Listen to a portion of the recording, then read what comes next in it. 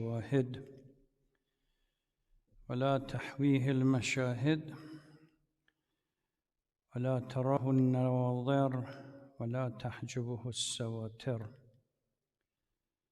ثم الصلاة والسلام على حبيب إله العالمين وصفيه سيد الأنبياء والمرسلين محمد وعلى آله الطاهرين وصحبه المنتجبين.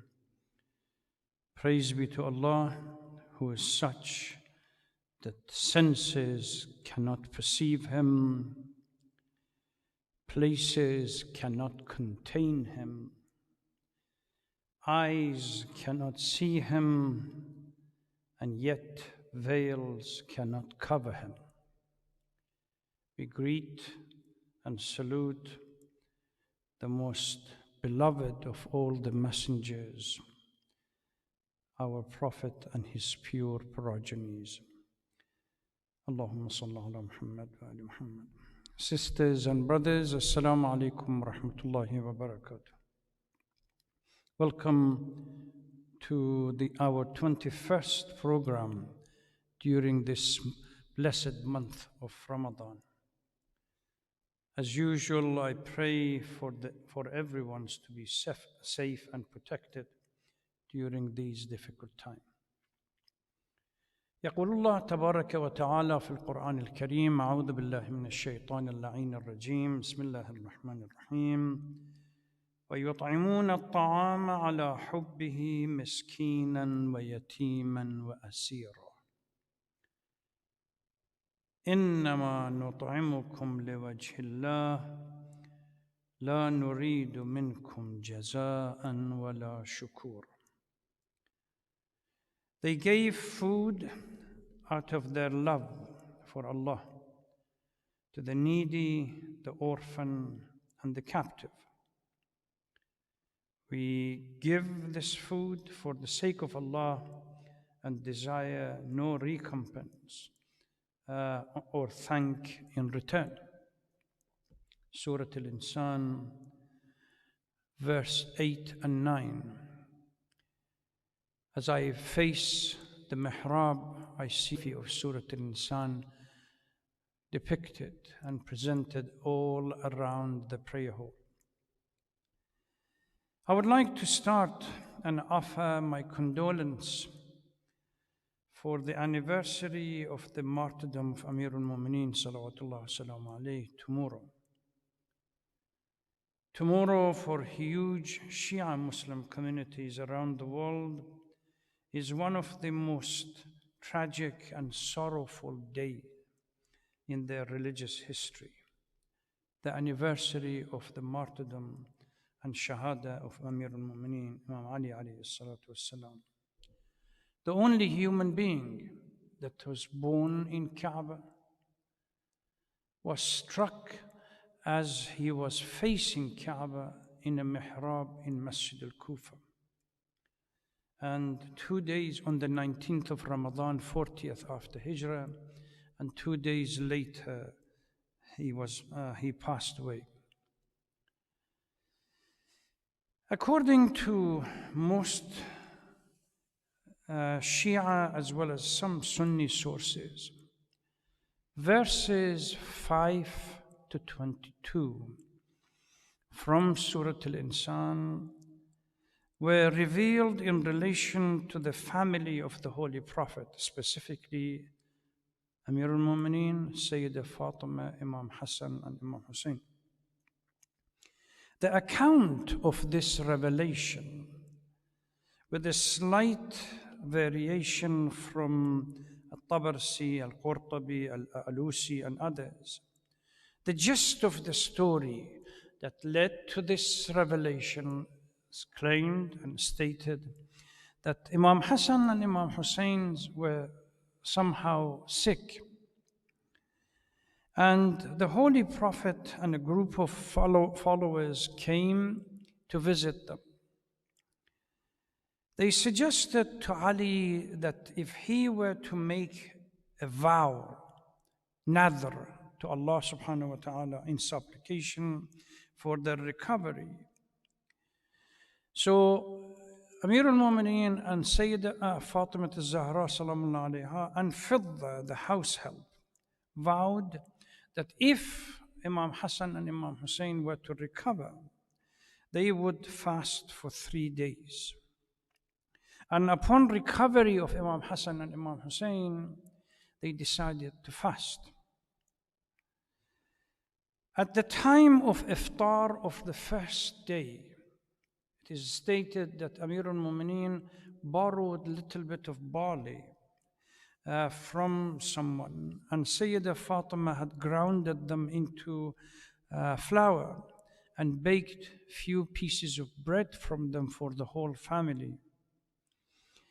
And they were about to break their fast when there was a knock at the door, and a needy person asked that he did not have food and was hungry, if the family of the Holy Prophet could give him some food. So the family gave him their bread and they broke the fast with water. The following night, the same thing happened. As the family were preparing to break the fast with pieces of barley bread and water, an orphan came to the door and said, Ya Ahl Bayt Rasulullah, I am an orphan, I don't have food, can you please give me something to eat? Again, the family gave him the bread and they broke their fast with water. The third night, the same thing happened, but this time it was a captive who came to the door and asked the family to give him some food because he didn't have one. They gave him the water, repeated the charity, they gave him the bread, and they broke their fast with water. After 3 days of not eating anything, Amir al-Mu'mineen took the family, his wife and 2 children, to the Holy Prophet to show them. And it was at that time that Jibreel descended, and with this surah, Surah Al-Insan, the beginning of it, أعوذ بالله من الشيطان اللعين الرجيم بسم الله الرحمن الرحيم هل أتى على الإنسان حين من الدهر لم يكن شيئا مذكورا. Has it occurred to a human being that there were time that there were nothing? So this was the surah that was revealed, and later on, verse, as I indicated earlier, verse number 5 to later 22nd, is specifically related to the incident that took place a few nights before. Since tonight is the night of the 21st, and as I stated, it's very critical, sad, and tragic night for us. Tomorrow there is A'mal, and the second night of Qadr, Layad al-Qadr. I would like to focus on the life of Amir al-Mu'mineen salawatullah salamu alayhi, and it is a slight departure from the tafsir that we have. Right at the beginning, I must confess that no one can adequately write or talk or do justice about the life of Amir al-Mu'mineen because of the complexity of the character of this holy personality. What we can do is nothing more than anecdotal matters and reports about his life. There is a hadith from the Holy Prophet certainly underscores the monumental work that anybody who starts or wanting to write about the life of Amir al-Mu'mineen and to be exhaustive at the same time. Ya Ali, ما عرف الله حق معرفته إلا أنا وأنت وما عرفني حق معرفتي إلا الله وأنت وما عرفك حق معرفتك إلا الله وأنا. O Ali, Allah subhanahu wa ta'ala, the way Allah deserves to be known. Nobody can do that apart from the Holy Prophet and Ali. And no one understands the Holy Prophet apart from Allah subhanahu wa ta'ala and Ali. And no one truly understands who Ali is and his complex character apart from Allah subhanahu wa ta'ala and the Holy Prophet. This fact that only best of the best, the Holy Prophet and Amir al-Mu'mineen salawatullah salam alayhi, are able to understand Allah, and only Allah and the Holy Prophet understands Ali, clearly underscores the challenge that anybody that enters this field and intends to talk about the life of Amir al-Mu'mineen salawatullah salam alayhi. Over many decades, centuries, and a millennium, huge amount of literature has been written about the life of Amir al-Mu'mineen salawatullah salam alayhi, about his social justice, political administration, protection of minorities' rights, support and sympathy for the poor, the orphaned, and the needy, his humility, zuhd, austere way of life, etc., etc. Very few figures in the early history of Islam, in the nascent Islam, had as pervasive and enduring influence on the life, both symbolic as well as practical, on the unfolding of the Islamic thought, culture, and spiritual life that as Amir al-Mu'mineen did. One of the most noticeable features of his life is his legacy on medieval Islam, or for medieval Islam. It is indeed the range of discipline that he covers: theology, exegesis, numerology, and then law, mysticism, grammar, rhetoric. All this are issues or disciplines that Amir al-Mu'mineen in one way or the other addresses.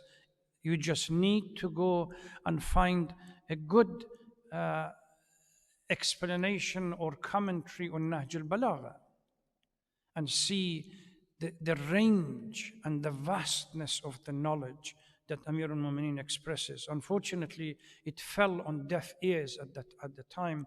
They really could not understand him. If they say that sometimes one is out of one's place and time, Amir al-Mu'mineen certainly was out of that time, because they didn't deserve him and they didn't understand him. If the story is true, when he delivers a sermon and says, "Saluni qabla an tafquduni," ask me any question you want before you lose me. And then somebody stands up and says, "If you are telling the truth, Ya Amir al-Mu'mineen, how many hairs do I have in my beard?" That shows the discrepancy between the leader and the people that he led. That's why he was so at pain trying to explain few things to them. It's his views on social justice, human right, that catapulted him into global stage. When United Nations, as well as World Organization for Human Rights, called upon the leaders, the political leaders around the world, to read his statements and act according to his command if they really want social justice to be established in their country. Amir al-Mu'mineen salawatullah salam alayhi was born on 599 or 600 current era. His father, Sayyidina Abu Talib, and his mother, Sayyida Fatima bint Asad. The first cousin of the Holy Prophet, and later the son-in-law of the Prophet. He was around 6 years old when taken by the Prophet into his household. The story goes that Abu Talib, there was a famine, and Abu Talib did not have the necessary financial means to feed his family. So the Holy Prophet proposed with his uncles, each one would take one child, one son from Abu Talib, reducing the burden on him and making it a little bit more manageable for him. The Holy Prophet picked Ali. And from that time until the end of the Prophet's time, Ali was a constant companion of the Holy Prophet. He frames that period eloquently in Nahj al-Balagha. When I was about but a child, he took me under his wing. I would follow the Prophet as a baby camel would follow the footstep of its mother. Every day he would raise up a sign of his noble character, encouraging me to follow it. He was the first to confirm the mission of Islam when the Prophet brought the message. And after migration, Imam Ali alayhi salatu wasalam distinguished himself as the most outstanding military leader in his time and possibly ever. He is considered to be by Shia community the Imam, the first Imam of their community, appointed by divine mandate. That mandate was given in Eid al-Ghadir, in Ghadir Khum, to lead the Muslim community after the demise of the Holy Prophet. Yet, after the demise of the Holy Prophet, the events, the way unpacked itself, and the usurpation of the right of Amir al-Mu'mineen from proper leadership of the community led to the fracture that exists between the Muslims, and we still suffer its consequence up to today. Amir al-Mu'mineen refers to that period. You are all aware that I am the most entitled to leadership. But by God, I shall resign myself to this situation for as long as the affairs of Muslims are being soundly managed, and for as long as there be no unfairness except in relation to me alone. Very rarely we have in human history, as I just touched upon it, there exists a person that brings together so many characters and traits and excels in all of them.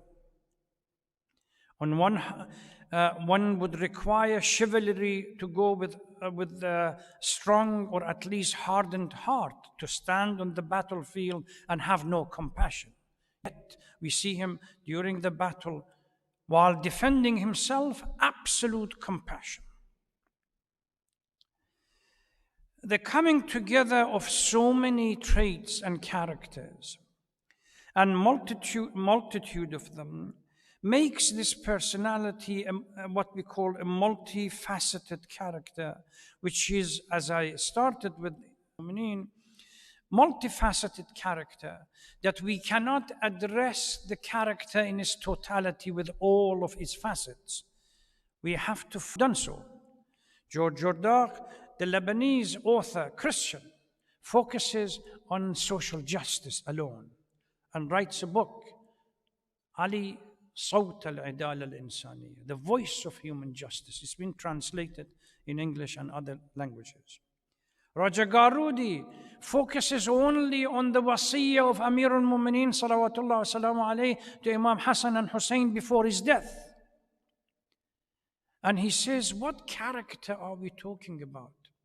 The person, the captive now, the person that really killed you, and you pay so much attention about his well-being. Share your food with him. Be respectful to him. If I die, then naturally you have the right for qisas. He has hit me once, you can hit him only once.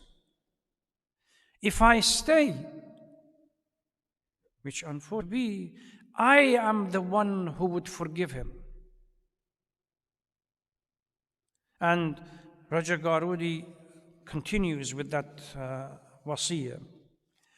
One of the clearest ways in understanding our inadequacy about the life of the Holy Prophet, life of Amir al-Mu'mineen, although they are no different as we just find out, is to look at the ahadith that we have from the Holy Prophet, the fada'il and manaqib of the Holy Prophet that mentions Amir al-Mu'mineen, revealing the extraordinary a close relationship between the two of them.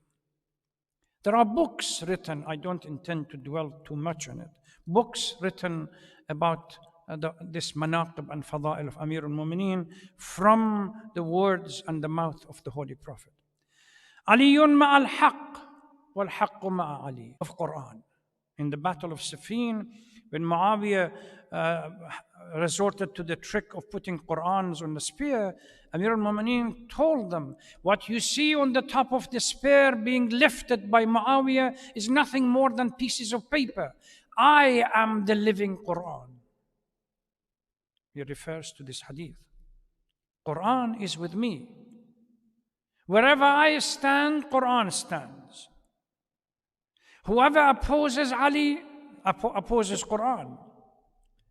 I am the city of knowledge from the Holy Prophet, and Ali is the gate of that city, or the gatekeeper of that city. Now the fabrication started that this Sahaba is the ground of the city, the other Sahaba becomes the roof of the city, etc., etc. Whoever obeys Ali obeys me, and whoever disobeys Ali disobeys me. Again, another hadith. But this one, for me at least, stands out. Ali is like my soul, kanafsi. That shows how close the relationship was between the Holy Prophet and Amir al-Mu'mineen.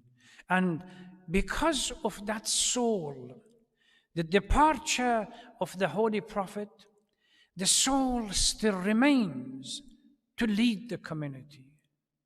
Unfortunately, they reduced the whole thing into Khilafah, the old Jahili mindset of grabbing power, wealth, and everything else that led to the corruption gradually until in Uthman's time, it's well documented in books. And many more of these manaqib and fada'il that books have been authored about them.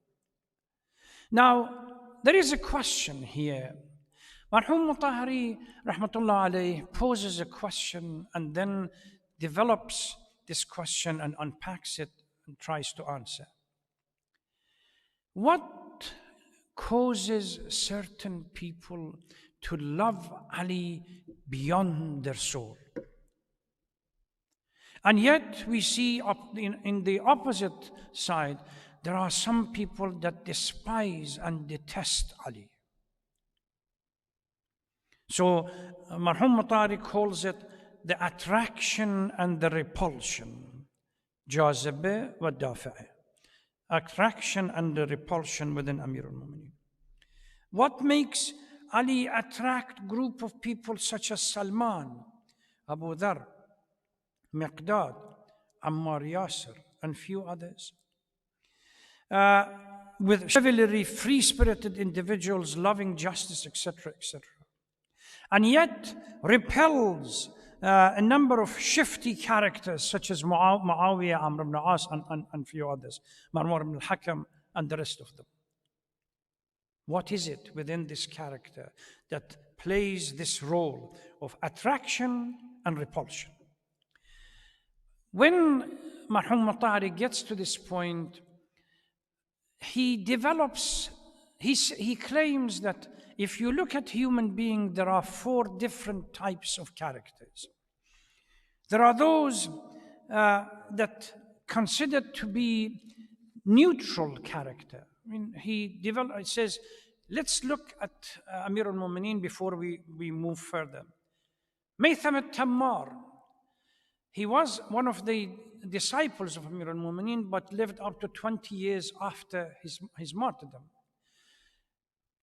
Abdullah ibn Ziyad, or one of the authorities in Kufa, they tie him to a date tree. Maytham al-Tammar and Maytham has a place near Kufa, used to sell dates. They tie him to a date tree and literally cut his hands and feet. Yet, anybody that passes by, he calls them, come and listen to Fada'il and Manaqib Amir al-Mu'mineen salawatullah salam alayhi, until they cut his tongue. He never stopped praising Amir al-Mu'mineen. What is it within this character that brings people like Maytham to Ali? There is another story that Marhum Mutahari gives Ibn Sakit 200 years later during Al-Mutawakkil al-Abbasi's time. He is extraordinary character, knowledgeable, scholar, and Mutawakkil, because of his knowledge, brings him to the palace to teach his children.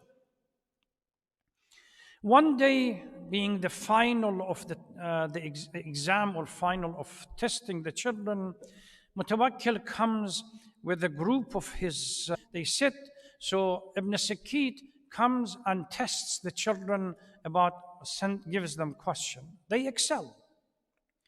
Mutawakkil al-Abbasi becomes arrogant or became arrogant and boastful. He knew that Ibn Sakit has got a Shia tendency and lover of Ahlul Bayt. So to put him in an uncompromising situation, he says, Ya Ibn Sakit, don't you think that these children are more worthy and more knowledgeable than Hassan and Hussein? Subhanallah. Now, if it was us, or if it were us, knowing who Mutawakkil is, we would have found any excuse under taqiyya to hide under it and go under the radar. Suddenly, we didn't hear properly or something else. Ibn Sakit proudly stands up. He said, the slipper of Qambar, which is the servant of Amir al-Mu'mineen, is worthier than you and your children and all your family. What makes him love Amir al-Mu'mineen to such an extent that you give, literally, the moment you open your mouth, you know you are going to be killed, but you give your life for it. We saw a similar kind of things during Intifada in Iraq, during Saddam's time, when a group of youth and younger members of the community were captured by Saddam and his army, and they were brought to in the middle of the desert. And I think it was the Chemical Ali, the guy who was killed a few years ago, came and asked question, who loves Ali or loves Hussein? The first youth stands up and raises his hand. This guy shoots him dead. Then he comes back to to ask the question. Now you know where is your destiny. Now if you really have the love for Ahlul Bayt, this is to be tested now. He thought that by coming back after killing one child, coming back, nobody's going to stand up. As soon as he said, the second one raised his hand. The third one raised his hand. What makes some group of people that they have these free spirits that attach to Ahlul Bayt and specifically Amir al-Mu'mineen to this degree, and yet others that completely not bothered by, and for them it doesn't matter whether Ali or Muawiyah. Here, Marhum Mutahari comes up with 4 classifications. He says, if you look at human being, there are those, what we call them a neutral group. They have neither friend nor enemy, no attraction nor repulsion. They make no waves in their lives and no ruffling of any feathers. Like a dead stone on the middle of the road that people pass it by without paying attention to it. No hatred, no friends, no enemies. These are the useless ones, and we have plenty of them around. Number 2, these are people that have attraction but no repulsion. You put them with the Jews, they become a member of the Jewish community. You put them with the Christians, they become a member of the Christian community. You put them with the atheists, they become atheists. Somebody said, Marhum Mutahari says, you put them with the capitalists, they become more capitalist than the capitalists. They put them with the socialists and the communists, they wave the flag. They drift. Amir al-Mu'mineen in khutbah of Kumail that hamajun ru'a yamiluna ma'a kull rih. No matter which way the wind blows, they go that way. They have attraction, no repulsion. It doesn't matter for them whether this guy is a crook, steal something, murderer, or anything else. It's the same. For them, they want to be nice and fit in. So for them, Ali and Muawiyah is the same thing. They try to show that we have attraction rather than repulsion.